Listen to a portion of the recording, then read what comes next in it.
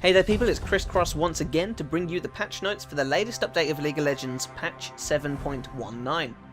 There are a lot of changes this week, including some mini reworks. Warning!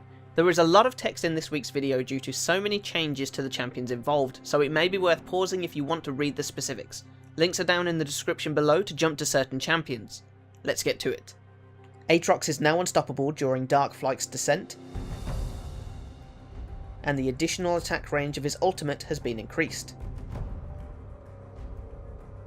Now for the first mini rework, and that is Azir. Conquering Sands has had its AP ratio and its cast range decreased, the hitbox has been made longer, and the cooldown has been changed around to ultimately be a decrease in cooldown. Its base damage has also been increased. Arise has seen the most changes. It now grants Azir some attack speed when he summons 3 soldiers or has 3 soldiers spawned. They deal more damage at all levels apart from level 18, and deal less damage to any secondary units hit until level 11. The recharge time has been decreased, the cast range has been increased, and the soldiers stay alive for longer. The soldier command range has been decreased, and the soldiers can no longer attack wards or trinkets. Shifting Sands has 3 new effects. Firstly, the shield has a 70% AP ratio.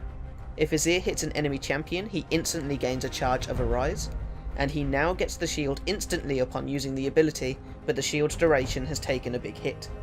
And lastly for Azir, his ultimate Emperor's Divide now doesn't stop enemies from dashing over it after the initial pushback of the soldiers, but the cooldown has been decreased and an extra soldier has been added at each rank to make it slightly longer.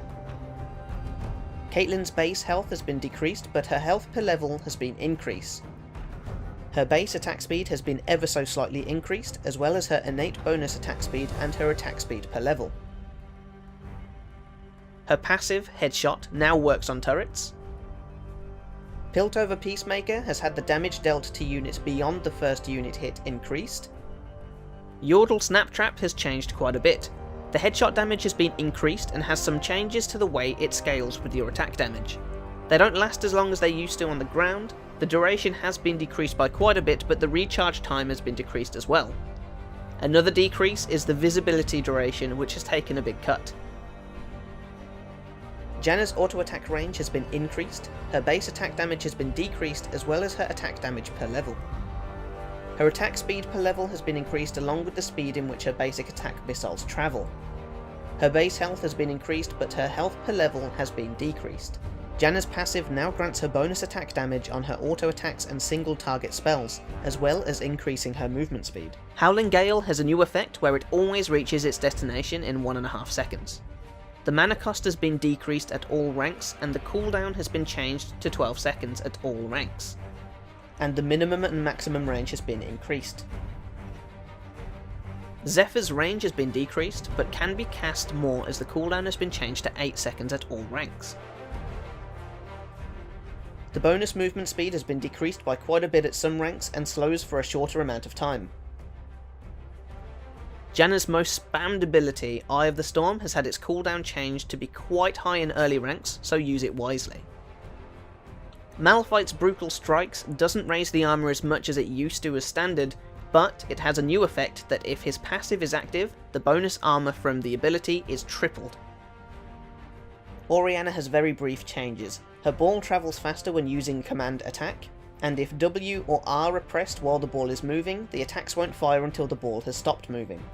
Ornn has been buffed once again, and will start with the base stats where his mana has been increased by 40. Volcanic Rupture now costs 55 mana at all ranks, and Searing Charge now costs 50 mana at all ranks. Vayne's Tumble has had its bonus damage increased, but the bonus damage is no longer able to critically strike. Her Silver Bolts deal less percentage true damage, but has had its minimum true damage increased. Those of you who hate Vayne will love this one. If she keeps getting kills or assists, her ultimate will be extended by 4 seconds for each kill or assist. Veigar has had his base health regen per level, and his attack range increased, and has had a crazy sounding change to his Dark Matter ability.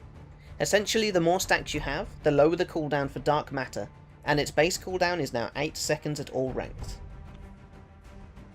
Xin Zhao has had a mini rework this patch with changes to his base attack speed and attack speed per level.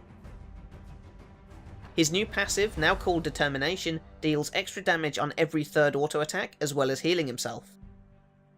3 Talon Strike has had its base damage decreased and its AD scaling changed. His new W, now called Wind Becomes Lightning, has changed completely. Xin Zhao now slashes in front of himself and then thrusts out with his weapon, dealing 2 lots of damage as well as slowing enemies by 50% on the thrust. Audacious Charge has a new effect that grants Xin extra attack speed for 5 seconds. It has taken a magic damage and a slow duration decrease, but the slow has been buffed to now slow for 50% at all ranks. Xin Zhao's new ultimate, Crescent Guard, stops all damage from enemy champions that are more than 450 units away for 3 seconds, and the duration can be extended by attacking enemy champions. For more information on the Xin Zhao rework, please see the pages on the League of Legends website. Ardent Sensor has pretty much gone back to how it was before, but the healing has been replaced for just bonus damage, and the caster now also benefits from the passive. Edge of Night shield duration has been increased and the cooldown has been decreased.